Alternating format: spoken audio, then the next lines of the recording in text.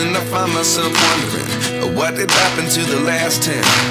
I ran away with my life, fast forward, never turn back again. It's kind of funny that the more we pass time, the more we need to set them rewind. And 19 was the year I had to leave you, but now I'm seeing all the signs. Is this really happening? I can't believe it's true.